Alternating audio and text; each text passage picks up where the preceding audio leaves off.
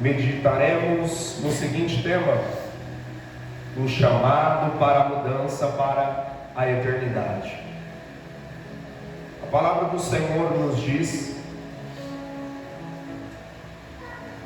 se tratando do mesmo ocorrido, no Evangelho que Lucas escreve, no capítulo 18, a partir do versículo 35, Lucas narra acerca do mesmo ocorrido,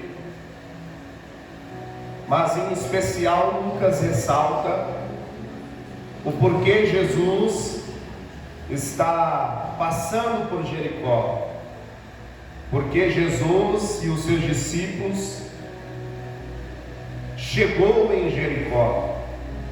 A partir do versículo 31 do capítulo 18 de Lucas, Jesus chamou os 12 e os revelou acerca de tudo que havia a acontecer com ele mesmo. Jesus olhou para os discípulos no versículo 31 e disse: eis que estamos subindo para Jerusalém, e tudo o que está escrito pelos profetas sobre o Filho do Homem se cumprirá. Ele será entregue aos gentios e zombarão dele, o insultarão, cuspirão nele e depois de muito açoitá-lo, o matarão. Mas contudo ao terceiro dia ele ressuscitará. Então no versículo 34 a Bíblia diz que os discípulos não compreendeu aquilo que Jesus havia nos dito. Então, sendo assim, a Bíblia diz que Jesus chegou em Jericó. E quando Jesus e os seus discípulos ali chegaram, como de costume, as multidões seguiam pelo caminho aonde Jesus de Nazaré passava. É verdade que nestes caminhos havia muitos que iriam ali em busca de um milagre, em busca de o adorar, mas também a Bíblia diz que Jesus chegando neste lugar, chegando em Jericó, tinha um homem que estava sentado à beira do caminho. Então aqui nós temos que entender que Jesus tinha um propósito central em chegar e também em passar em Jericó. Sendo assim, Jesus, por esta rota, chegando em Jericó, tinha um homem ali, sentado à beira do caminho, aonde a Bíblia diz que esse homem tinha por nome Bartimeu, a saber, o filho de Timeu. Então o texto diz que esse homem, assentado à beira do caminho, pedindo esmolas, ele ouviu o alvoroço daquela multidão, e assim ele começou a gritar bem alto: Jesus, filho de Davi, tem misericórdia de mim. Repare que Jesus tinha um propósito central, que era participar da Páscoa, a festa, de uma das festas especiais dos judeus. Mas, como de costume, Jesus já havia revelado o porquê dele estar indo para Jericó, dele está indo para Jerusalém. Ele indo para Jerusalém, ele seria entregue. Então aqui nós temos que entender que a última passada de Jesus em corpo terreno, em corpo presente, Jesus fazendo esse caminho, ele está indo para Jerusalém participar da Páscoa. E não somente isso, ele agora seria entregue na mão dos malfeitores. E você sabe do contexto, ele agora se entregaria para estar na cruz do Calvário, para morrer pelos meus e pelos teus pecados. Então a Bíblia diz que agora o caminho está indo em direção à beira do caminho. É isso mesmo. O caminho está indo em direção à beira do caminho, porque certa vez Jesus disse em João capítulo 14 verso 6, ele mesmo disse: eu sou o caminho, a verdade e a vida, e ninguém vem ao Pai se não for por mim. Então este homem está à beira do caminho, mas o caminho está indo em direção a ele. E este homem agora, a Bíblia diz que ele ouviu o alvoroço, ao ponto dele perguntar: quem é que está passando por aqui? Então ele ouviu dizer que Jesus de Nazaré estaria passando por ali. Agora este homem, ao contrário dos discípulos, ele compreende quem é que está indo em direção àquele caminho. E a Bíblia diz que ele aproveitou esta oportunidade esta que o mesmo não sabia que era a última oportunidade. Mas este homem aproveitou esta oportunidade e começou a gritar bem alto: Jesus, filho de Davi, tem misericórdia de mim. Glória a Deus. Jesus, filho de Davi, tem misericórdia de mim. Aqui nós temos que entender que Bartimeu agora, não somente de uma forma muito, aleluia, muito simples, mas esse homem está clamando, e esse homem está ressaltando a quem Jesus é. Ele, quando ele grita Jesus, filho de Davi, era uma forma de reconhecer que Jesus era o Messias prometido. Na tradição judaica, você sabe, o Messias seria descendente da linhagem de Davi. Em 2 Samuel capítulo 7, versículo 12 ao 16, em Isaías capítulo 11, versículo 1 ao 10, em Jeremias capítulo 23, do versículo 5 e 6, a Bíblia ressalta que Jesus seria da linhagem de Davi. Então, quando este homem, esse cego, começa a gritar dizendo: Jesus, filho de Davi, tem misericórdia de mim, ele está dizendo: eu creio que tu és o Cristo, eu creio que você pode mudar não somente a minha vida, mas também pode mudar a minha história. Então Jesus, passando por ali, sendo a última passada por Jericó, este homem aproveita a oportunidade de gritar e ressaltar quem ele é. E nessa noite nós temos esta oportunidade. Jesus já se faz presente em nosso meio, e nós já podemos levantar as nossas mãos e declarar quem ele é na nossa vida, quem ele é na nossa história, e que ele pode mudar a nossa vida. Então esse homem enche o peito, estufa e grita bem alto: Jesus, filho de Davi, tem misericórdia de mim. O texto é claro em dizer que muitos o advertiam. Glória a Deus. Repare que a mesma multidão que deu, aleluia, a informação que era Jesus que estava passando por ali, é a mesma multidão que agora, por Bartimeu reconhecer quem Jesus é a mesma multidão que vai mandar ele se calar. Porque nós temos que entender que quando a multidão observa, quando a gente pede uma oportunidade, ou até mesmo pede uma, aleluia, informação acerca de quem ele é, mesmo a gente não se posicionando, assim até de uma forma muito simples, nós temos que entender que nem todo mundo quer que a gente mude de vida, nem todo mundo quer que a gente mude a nossa história. Então, quando ele pergunta quem é, eles respondem: é Jesus de Nazaré. Mas a partir do momento que ele se posiciona, que ele começa a clamar, a Bíblia diz que a multidão pede para que ele se cale, porque nós temos que entender, aleluia, que esse aqui é um clamor de necessidade. Nós temos que entender que pela oração nós podemos alcançar o alto e sublime trono. Nós temos que entender que por intermédio do clamor, aleluia, o altar terreno se conecta com o altar do soberano, aquele que está no controle do universo. Ele para ouvir o nosso clamor. Então, quando a multidão começa a gritar: pede para que ele se calasse,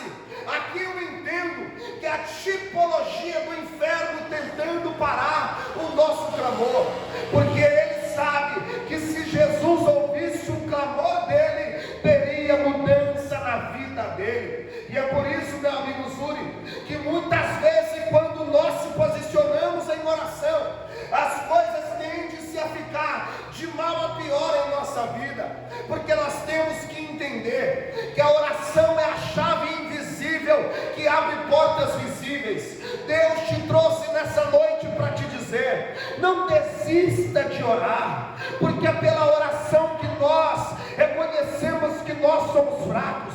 A oração é para gente fraca. Por que nós oramos? Porque nós somos dependentes. E só quem é dependente pede permissão, pede ajuda, pede direcionamento. Nós não conseguimos cuidar de nós mesmos. Nós temos que entender que nós não devemos deixar de orar pelas coisas pequenas, porque o mesmo Jesus que teve poder para curar uma simples febre da sogra de Pedro, é o mesmo Jesus que teve poder de dizer para Lázaro: Lázaro, sai para fora, e o morto de 4 dias ressuscitou.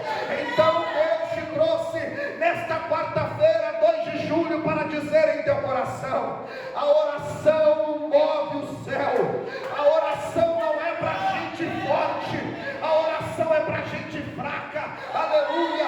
Forte não é o homem e a mulher que ora, forte é o Deus Todo-Poderoso que está sentado em cima do alto e sublime trono, que ouve a nossa oração nesta noite. Por que, pregador? Existem guerras que não venceremos pelas forças dos nossos braços, mas venceremos pela fraqueza dos nossos joelhos.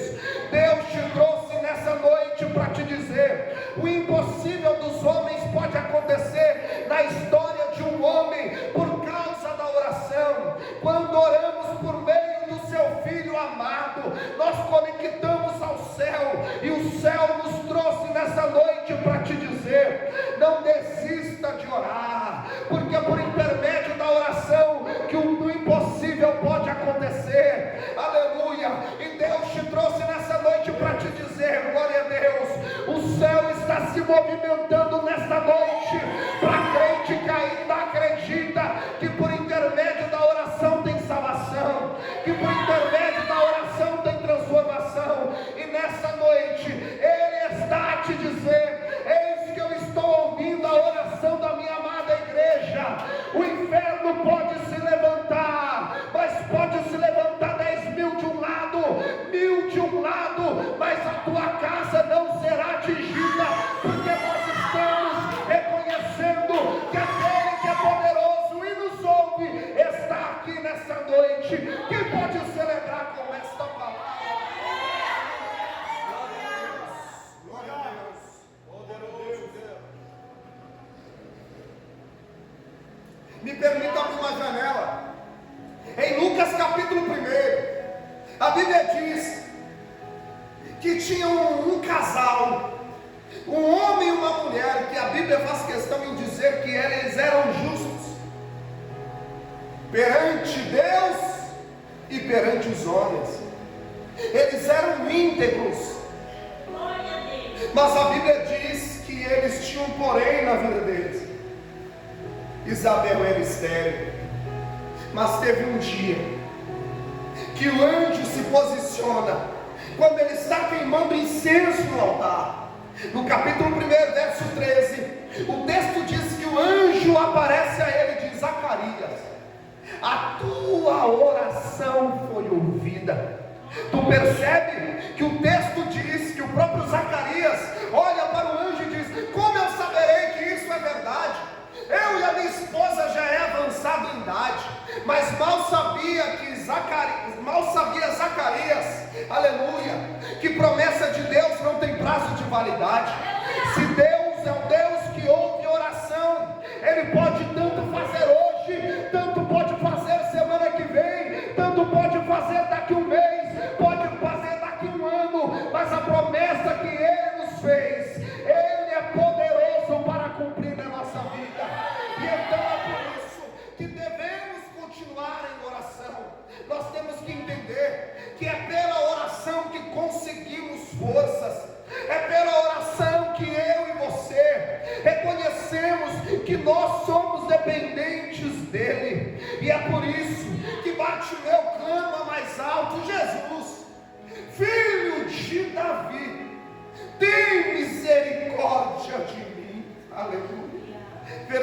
49. Glória a Deus.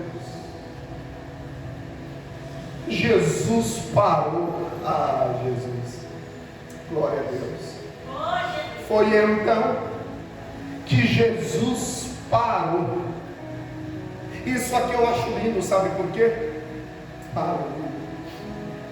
Como pode o Deus Todo-Poderoso, que Ele criou tudo, todo o universo, todas as criaturas, que tem o poder do universo na palma de suas mãos, parar com um clamor de um homem que não tem nada para oferecer a Ele? Aleluia. Eu repito, como é que um clamor de um homem fez que Jesus parasse? Como é notável que o Filho do Homem permita que os gritos de uma pessoa pobre, sem poder algum, pare ele em sua jornada. Ele tinha um destino traçado: chegarei em Jerusalém.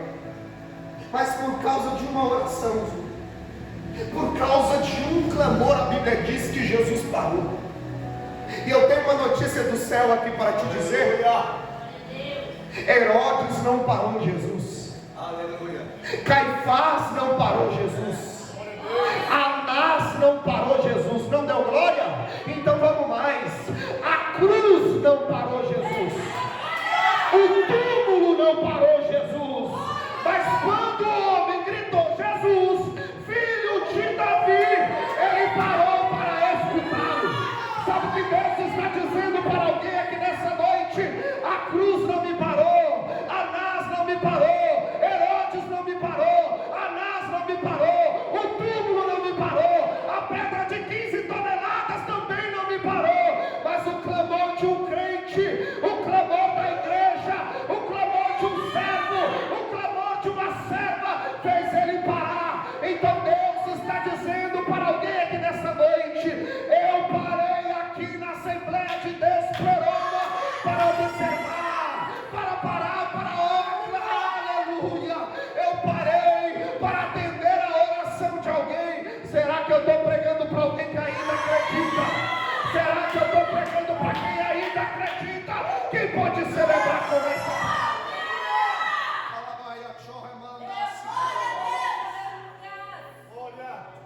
O homem não tinha nada, nem uma casa para morar, a não ser uma capa.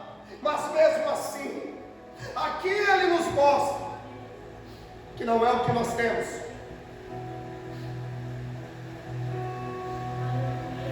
Mas mesmo tendo, ele ainda insiste em mudar a nossa história. Tem como me provar? Eu tenho como te provar.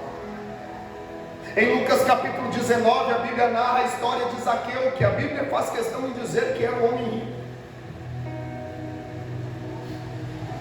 Esse mesmo homem, Jesus parou embaixo da figueira e disse: Zaqueu, desce depressa, porque hoje me convém pousar em sua casa. Então não é o que temos,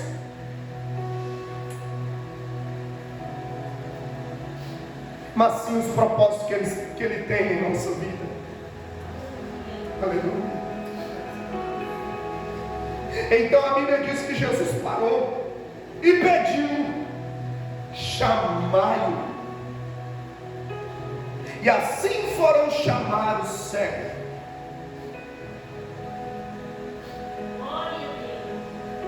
Jesus parou e pediu: chamai-o.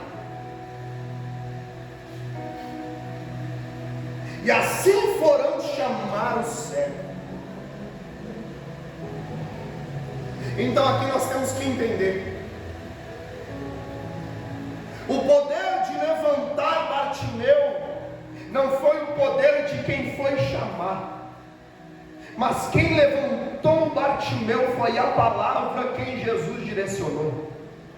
Porque não é pelo pregador, é pela mensagem que o pregador carrega. A mensagem é mais forte do que a dor do pregador. A mensagem é mais poderosa do que qualquer outra coisa. A Bíblia diz que Jesus parou e pediu: chamai-o. Independente de quem foi lá, mas quem mandou chamar. E a palavra foi: ânimo, homem, levanta-te, Ele te chama. Foi a mesma mensagem que teve poder em João capítulo 11, quando Marta acaba de sair ao lado de Jesus. Ela chega até Maria e diz: Maria, o mestre manda te chamar. Aleluia. E imediatamente Maria se levantou e foi até Jesus. É esta palavra que tem poder para nos levantar. É o chamado irresistível do nosso meio Espírito Santo. É o chamado irresistível daquele que tem o controle de todo o universo. E a palavra para a tua vida nesta noite é: ânimo, homem, ânimo, mulher, levanta-te. Ele te manda te chamar nesta noite.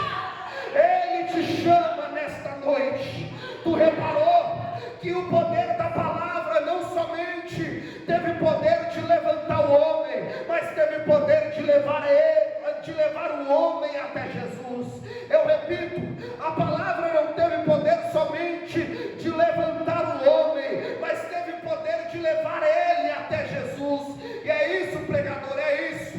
Deus te chama nessa noite e Ele está dizendo: a minha palavra te dará mobilidade para se levantar de novo. A minha palavra te dará mobilidade de chegar até mim de novo. E Ele está dizendo para alguém nessa noite: se levanta, porque a obra que eu comecei em tua vida não terminou, não acabou. Filipenses capítulo 1, verso 6: aquele que começou a boa obra é fiel para terminar. E Ele te chama nessa noite e te diz: levanta-te, eu te chamo de novo para a grande obra em tua vida. Quem pode celebrar com essa?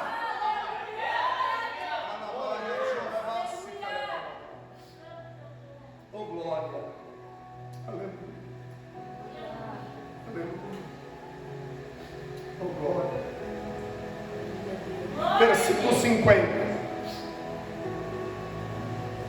Jogando a sua capa para o lado, deu um só salto, colocou-se em pé e foi ao encontro de Jesus.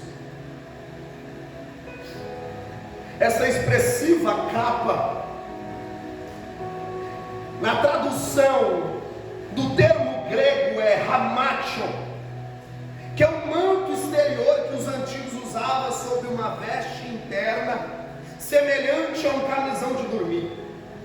Essa capa servia tanto para ele pedir esmola e tanto para ele se cobrir do frio que fazia à noite. Eu repito, essa capa servia tanto para ele estender e pedir esmola e tanto servia para ele se cobrir à noite. Então essa capa para Bartimeu era símbolo de provisão. Repita comigo: provisão, misericórdia. Vamos lá de novo. Esta capa era símbolo de provisão. Repita comigo: provisão, e proteção. Por que provisão e proteção? De dia ele estendia ela para receber esmolas, e à noite ele se protegia do frio.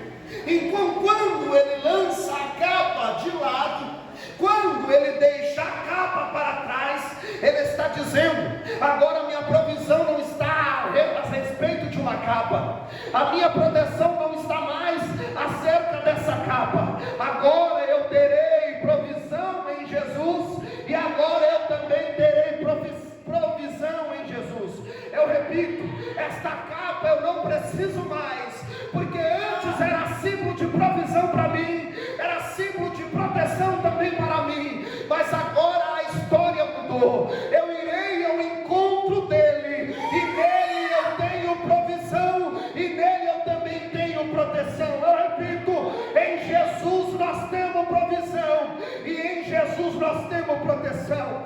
Nesta noite Ele noite diz: eu tenho provisão para a tua casa, eu tenho provisão para a tua família.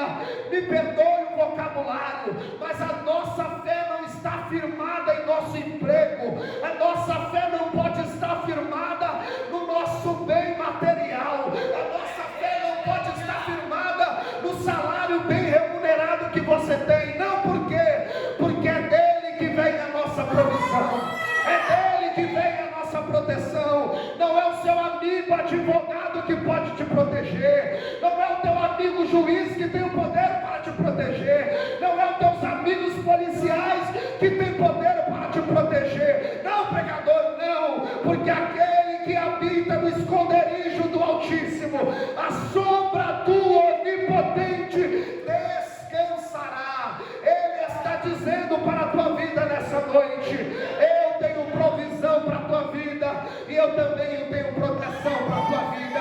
Quem pode celebrar com esta palavra? Glória. Então me deixa de lado. Ele colocou-se em pé e foi ao encontro de Jesus. Jesus indaga ele: o que queres que eu te faça? O que queres que eu te faça? O que queres que eu te faça? Bartimeu tinha dois poréns na vida dele. Tanto na vida, tanto na área da saúde e tanto na área financeira. Ele teve que escolher entre coisas perecíveis ou coisas que podem mudar a tua vida. Ele poderia olhar para Jesus. Em Ageu, a Bíblia diz no capítulo 2 que Deus é o dono do ouro e da prata. Ele poderia olhar para Jesus e dizer: me torne rico, me dê uma casa para mim morar, supra as minhas necessidades.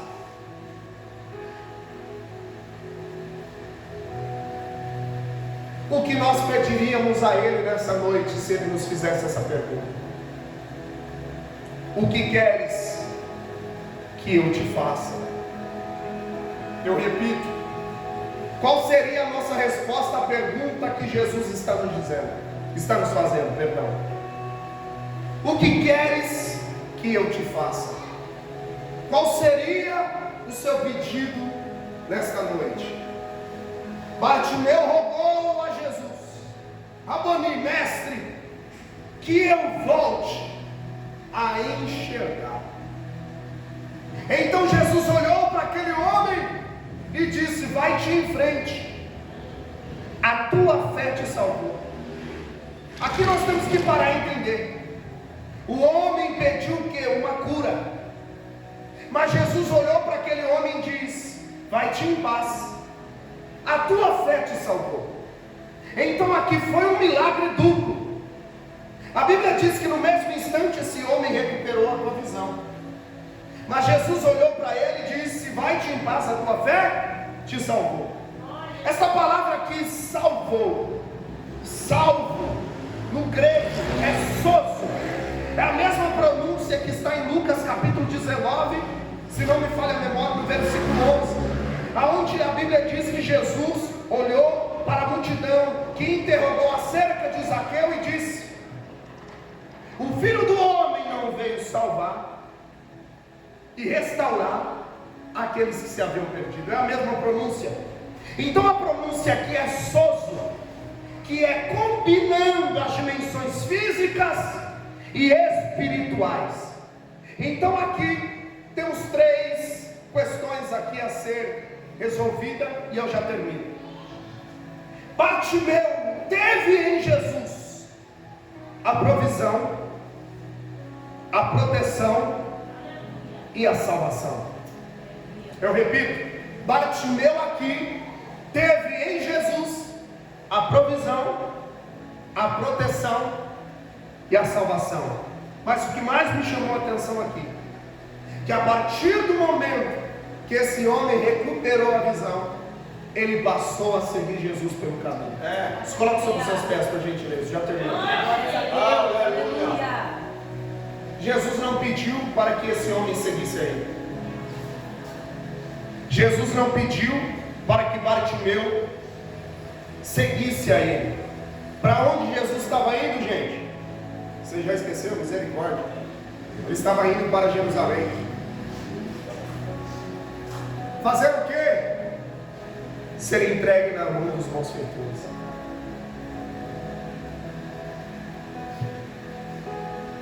Seguir Jesus para ver milagre é muito fácil. O difícil é querer o Jesus Salvador em nossa vida. Muitos querem somente o Jesus que nos dá provisão, somente o Jesus que nos dá proteção, mas poucos querem o Jesus que nos dá salvação. Por quê? O Jesus que nos dá salvação é aquele que requer de nós renúncias. O Jesus que nos dá salvação é o Jesus que requer de nós um posicionamento e santidade perante Ele. E neste momento, a Bíblia diz que Bartimeu recuperou, ou seja, ele recebeu aquilo que ele pediu, mas mesmo assim ele entendeu. Aleluia. Eu não seguirei a Jesus por causa daquilo que ele fez em mim, mas eu seguirei a ele porque é dele que vem a minha salvação. Aleluia. Da mesma forma que em João capítulo 11 a Bíblia nos diz que quando Lázaro ressuscitou, aleluia, quando Jesus ressuscitou Lázaro, ele diz: desatai-o, tirai as faixas dele e deixai ele ir. Aqui neste momento Jesus está dizendo: Lázaro, ele é livre. Não é porque eu fiz um milagre na vida dele que eu vou obrigar ele a me seguir. Mas no capítulo posterior, no capítulo 12, a Bíblia diz que Lázaro está sentado com Jesus à mesa. Aqui nós temos que entender o porquê de nós seguirmos a Ele. Se seguimos a Jesus por provisão, se seguimos a Jesus por proteção, ou se seguimos a Jesus pela nossa salvação. Porque se nós seguimos a Ele pela nossa salvação, nós entendemos que terá cultos como esse, que se Ele não fizer o milagre em nossa vida, nós já temos a salvação. Se Ele não quiser dar-nos a provisão, Ele continua sendo o Senhor da nossa história. Por quê? Nós não servimos a Ele por aquilo que Ele pode nos oferecer. Nós não servimos a Ele porque nós somos gratos a Ele. Somos gratos pelo fato dele olhar para nós e dizer: a tua fé te salvou. A tua fé te salvou. Porque a tua fé te salvou. Terá muitos, como já tem nos dias de hoje, que Jesus já realizou e realiza milagres múltiplos em sua vida, mas mesmo assim ainda não se converteu a Ele de verdade, mas mesmo assim não reconhece Ele como seu Salvador. Mas nesta noite, só quem é grato a Ele, só quem ainda entende que não é pelo fato que Ele pode fazer em nossa vida. É verdade que Ele é poderoso, é verdade que Ele pode realizar um milagre em nossa vida, é verdade que Ele pode trazer provisão em nossa vida, mas nesta noite estamos aqui para glorificar a Ele nesta quarta-feira, não por causa daquilo que Ele pode nos oferecer, não por causa daquilo que Ele pode fazer em nossa vida, mas por causa daquilo que Ele já fez na cruz do Calvário por mim e por você. Ele nos salvou, está em nossas mãos aquilo que nós queremos servir a Ele, se é por causa da provisão, se é por causa da proteção, ou se é por causa que nós reconhecemos Ele como Salvador da nossa vida, ou se é porque nós reconhecemos que Ele é o Salvador da nossa história, que é Ele quem pode e tem o poder de salvar a nossa vida, é Ele Ele quem tem a salvação em tuas mãos. Glória a Deus. E Ele está nos dizendo essa noite: glorifique ao Jesus que tem poder para nos salvar. Glorifique a Ele que tem poder para fazer infinitamente mais, além daquilo que pedimos ou pensamos, porque é Ele quem é o Salvador da nossa vida, e é por isso que estamos aqui. E se você entende e recebe esta palavra, aplaude